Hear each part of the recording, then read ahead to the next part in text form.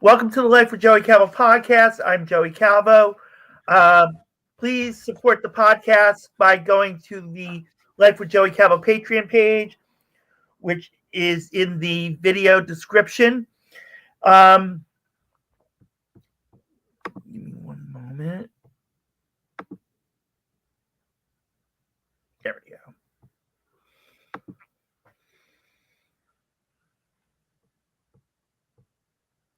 Okay.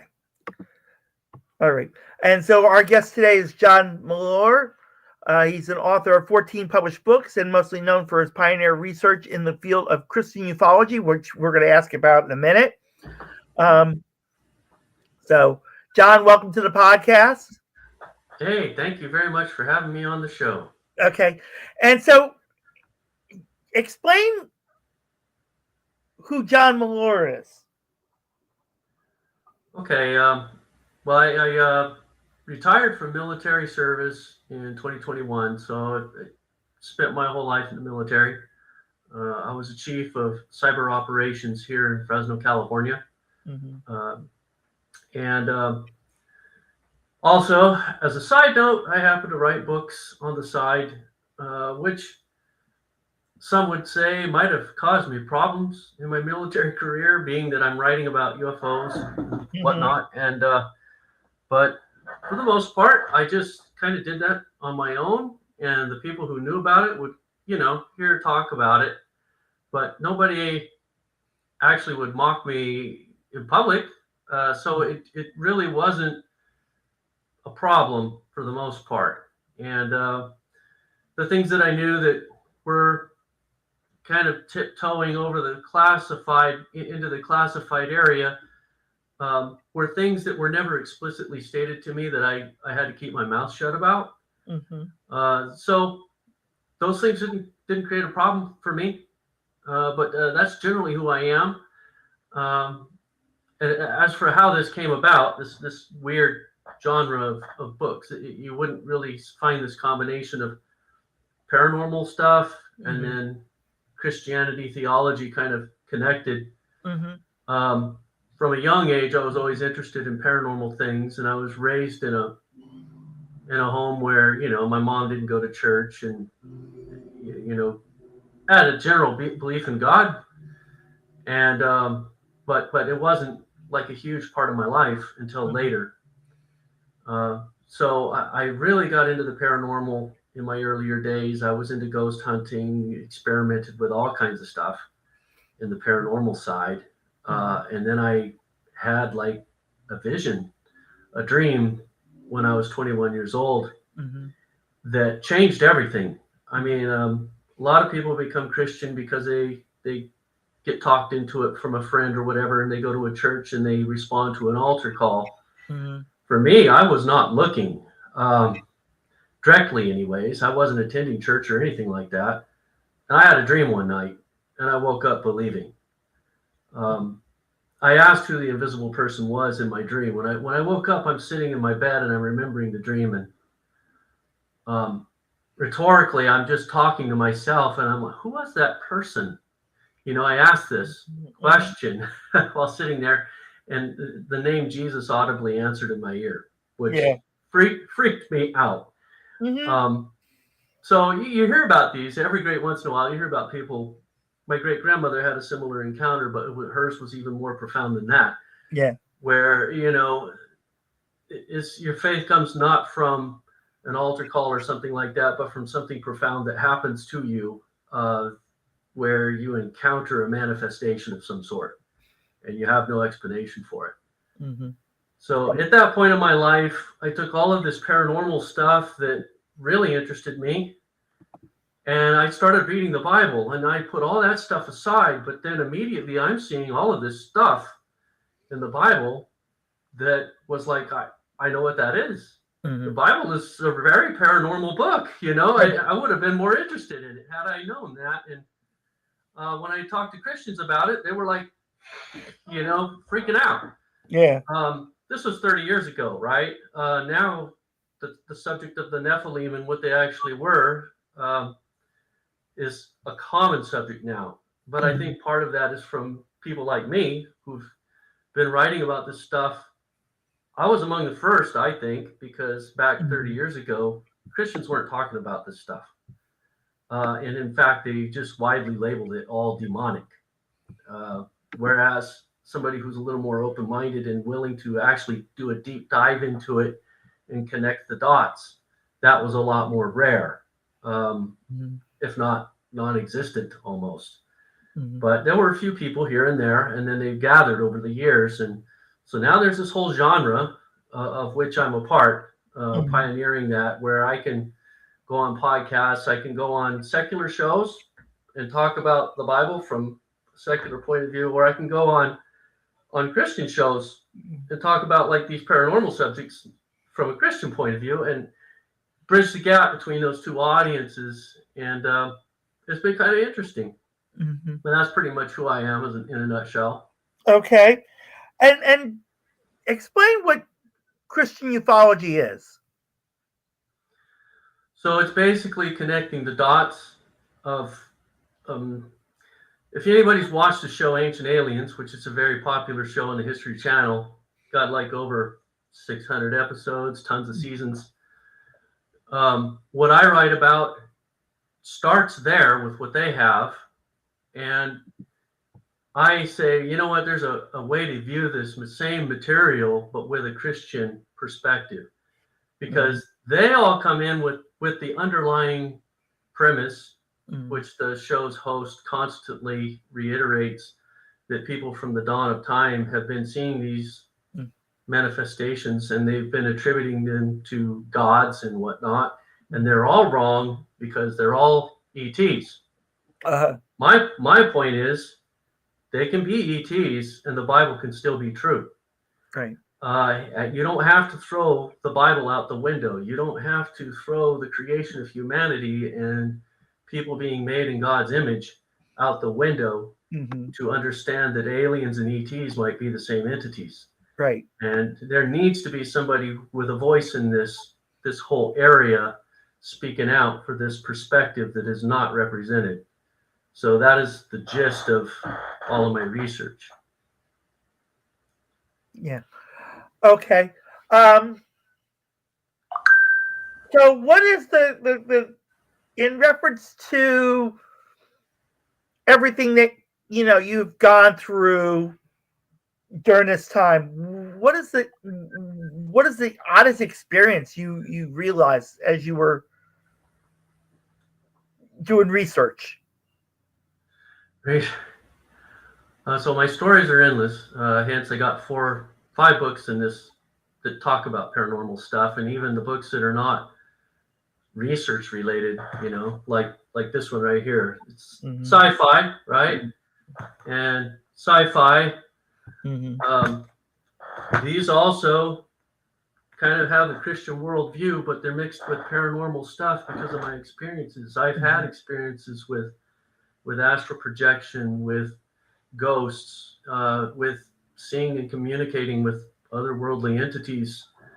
My family members, have encountered things that they can't explain. My sister encountered someone, her and actually mostly her brother, her husband, my brother-in-law, encountered someone who might have been an angel or an alien or a ghost or a time traveler. They flip a coin. The circumstances of that event made it unknown as to what category it fell into.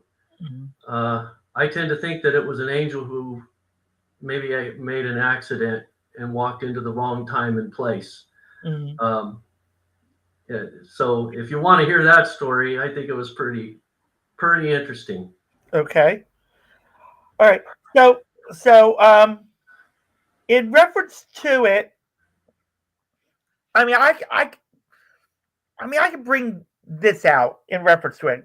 In reference to a story I kind of heard, and I don't know. Like I said, this may sound familiar what you're doing in reference to it. My late brother passed away will be 6 years in April. And when he and before I go any further on it, I know I'm going to get criticism on this because it's supposed to be about the guest. Bring it on. No, I love this. I absolutely love this. No, I'm just giving you a heads up. I'm just giving a heads up about it. Okay. Before I go any further on it, any negative criticism about what I'm about to say, go F yourself. Okay? Yes, I make sure the guest, it's all about the guest, but at the same time, if there's something that, that might be similar that I would share, I will share. Okay? And I apologize, John. I had to go off a minute on it because last week I had to deal with it, quote unquote. But when my brother passed away, my one niece was there by her and by him. Sorry, I'm saying by her. Oh my gosh, by him. And supposedly, from what I was told, that my father and my brother, my older brother that passed away before that, came to bring him up. Oh, okay. Kind of picked him up, quote unquote. Mm-hmm. And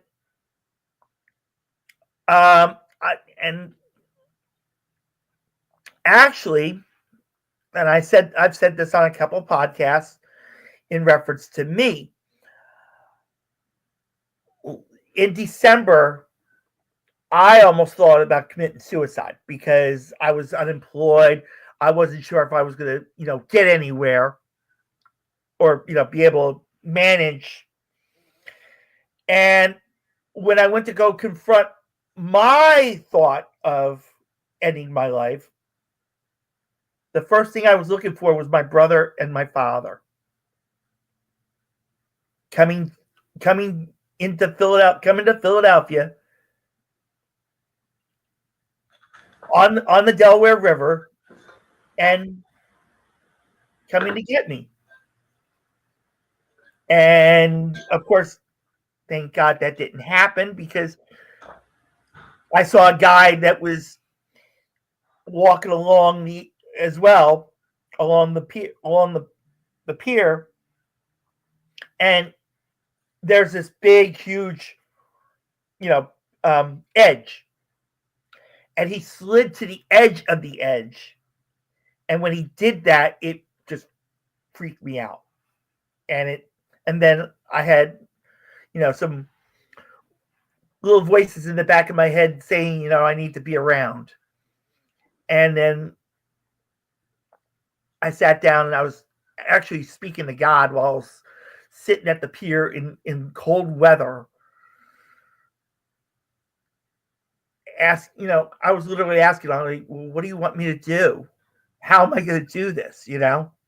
Because one thing that God wanted me to do, and of course, like I said, I'll get criticism for it, is this podcast.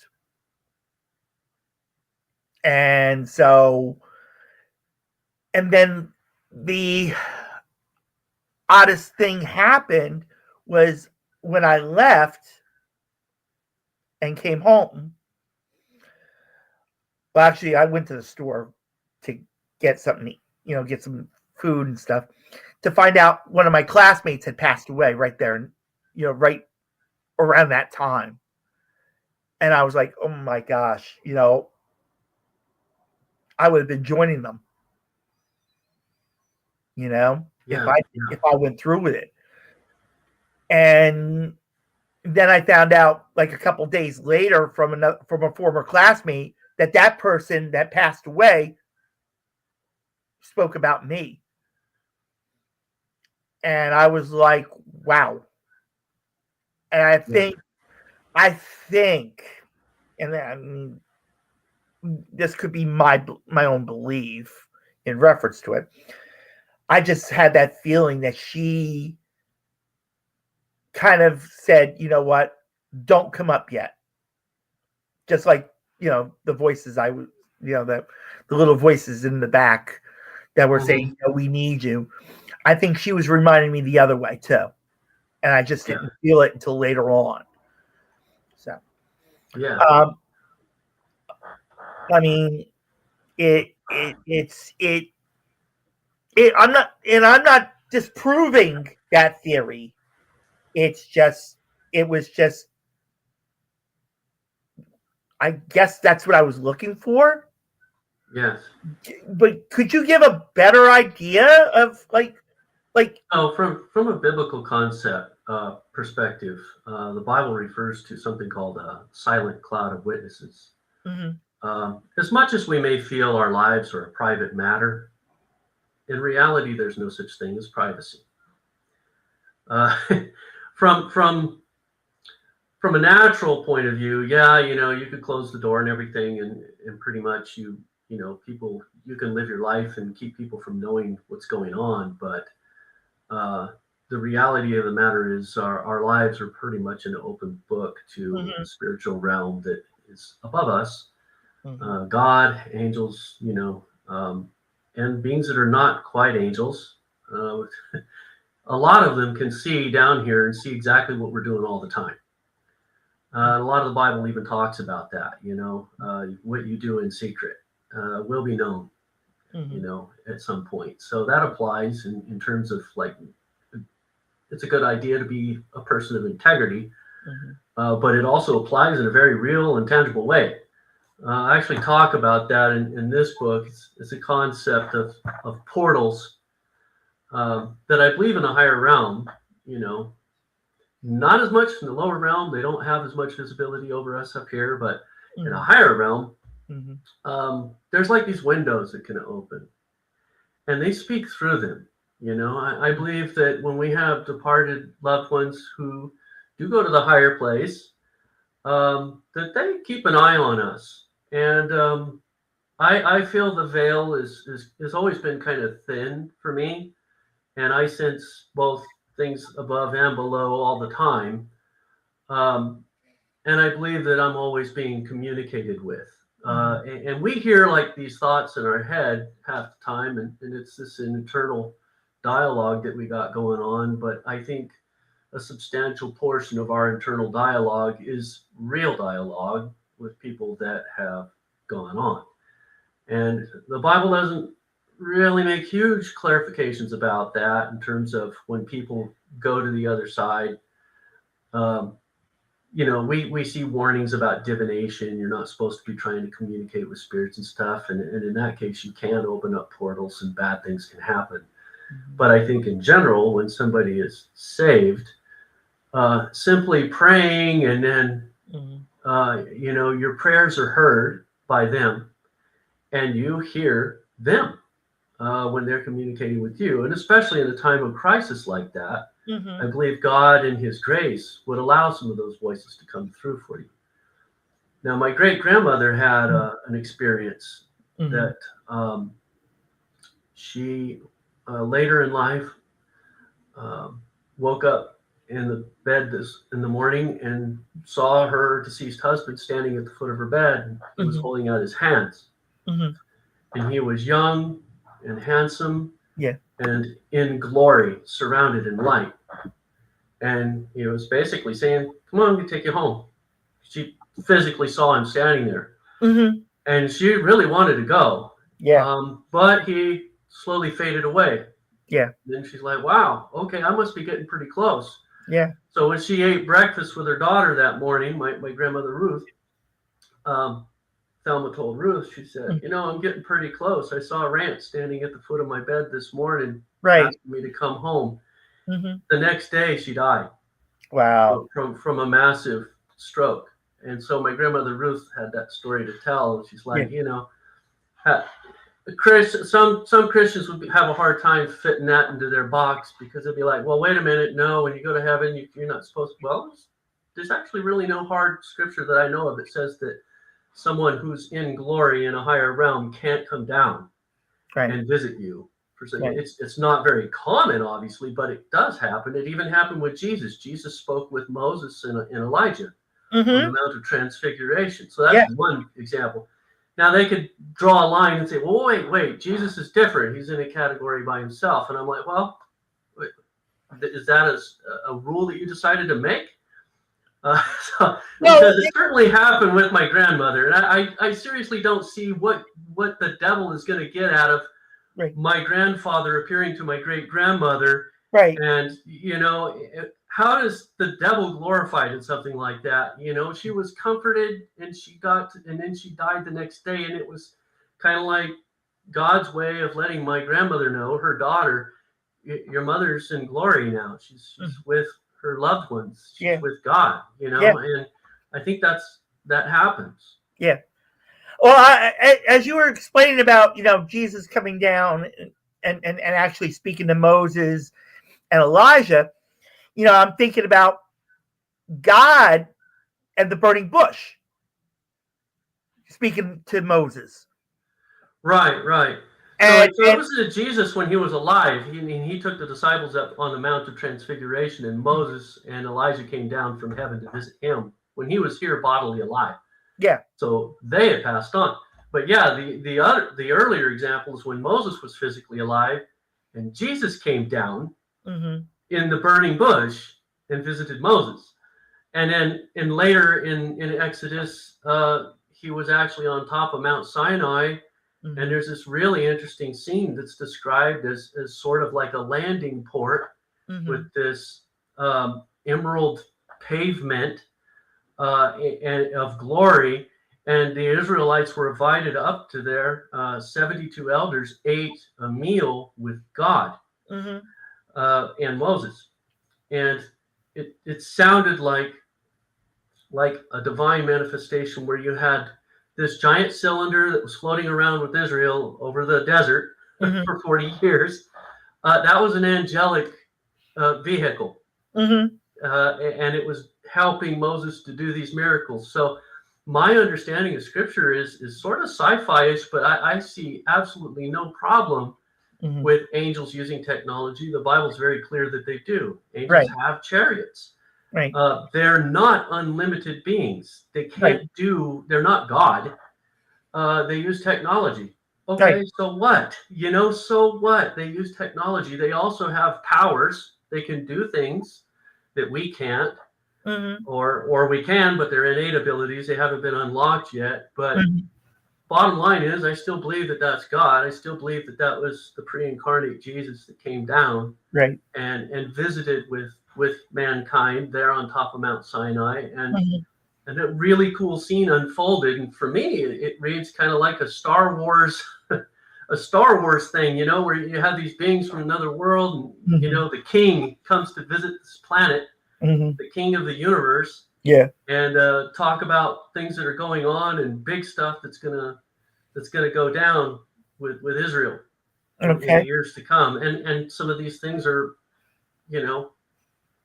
passed down through centuries and millennia now, and now we're seeing prophecy come to pass with these otherworldly beings, and the soft disclosure that they're talking about with Congress and everything. And I'm like, that's prophecy.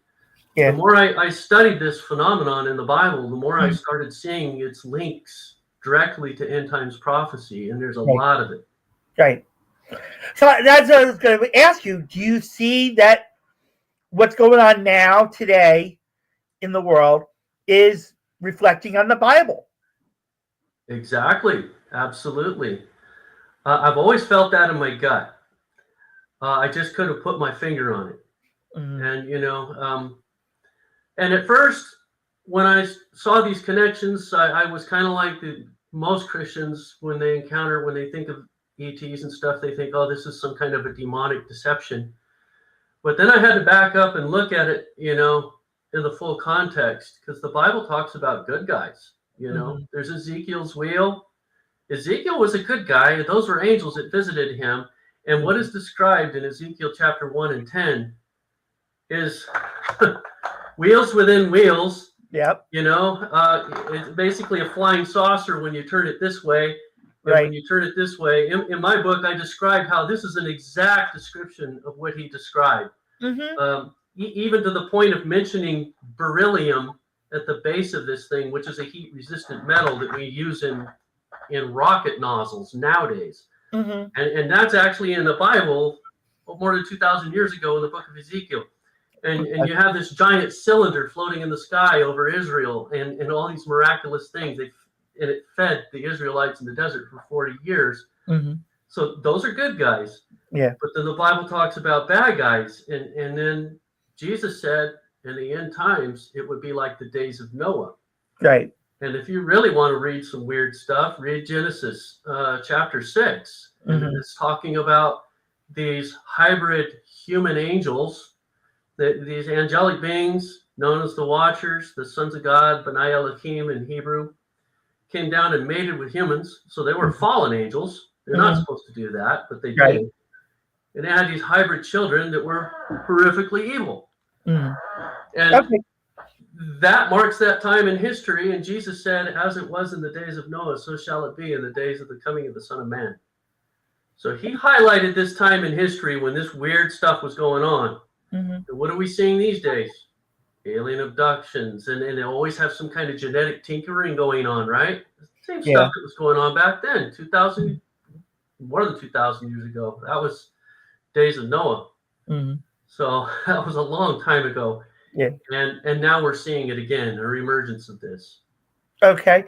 So what's next for John? Well, like I'm getting more into the fiction stuff because it's kind of fun and I can actually explore these ideas. Here you see a Bigfoot on there in the background, and this is about an ET who comes on a Bigfoot rescue because Bigfoot's from another planet, from been stuck here for thousands of years, and she's trying to help him get back home. And in the context of that, all this theological stuff, this right here, Christian Ufology, is more for the academic person who wants to read. Okay, let me see, and where in the Bible does it say this and that? This is more like what in reality could actually happen, and actually have a context in the Bible as crazy and bizarre as you can imagine it, of some ET from another world. So that's how I'm kind of getting into this, exploring the same concepts and stuff, but more from a fiction point of view. Okay. All right. So if people go to your website, which I have on the screen, johnmilor.com, what do you think they would expect to see? Okay, so that's my author website. I'm going to post like this podcast on there, and all my other podcasts from the past are listed on there under my interviews link. All my books are on there, descriptions of all the books. Okay. And I have other websites that are maybe easier to remember than that.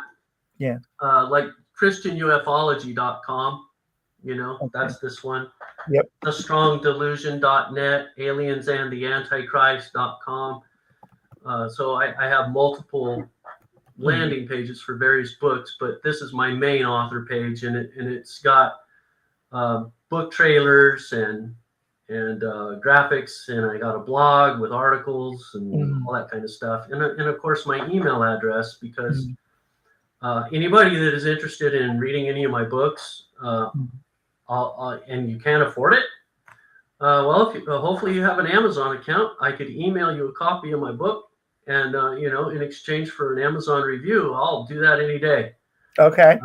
So free books, any book you want, I'll email it to you. Honor system. Just ask that you give me an Amazon review, and you'll get a book. Okay. All right. So check out johnmilor.com as well as christianufology.com and others. Let me put the John Milor one back on. There we go. And so when you go on there, you'll get everything about John that you want to know, and you could also reach out to John as well. And if you have questions, or you want to, like I said, get a copy of a book and give them an Amazon review, reach out to him. He'll be happy to work with you on that. And John, you're welcome to come back on when you have anything new that you want to promote. Do you have anything coming up that you want to bring out? Well, this one I mentioned a couple times is it's an older one, but I just revised it and I added 5 more chapters to it. It's called The Dark World Paradox. Okay. And of course, last year I wrapped up this series, Jimmy Prophet's Library. There's 4 books to this series, and this one ties to it because these characters come into this series later on. So these 2 books, Wizard Apparition and Simon, Son of Jimmy, talks about how he learns how to do astral projection as a quadriplegic, and comes out of it, figures out how to heal himself, and does all kind of crazy stuff. But this character ties to the earlier character. He's the son of the first character, Jimmy Prophet. So these are the 3 books that I just recently finished, and then whatever else comes out. Okay. All right. Well, like I said, when anything new comes out after this, just like, you're welcome to come back on, reach out to me, and we'll be happy to do it. And like I said, go to johnmilor.com and be able to reach out to him and get the link to all the books. And John, thank you so much for being a guest on the podcast. And for everyone else, thank you so much for watching the Life with Joey Calvo podcast. God bless you all. Thank you.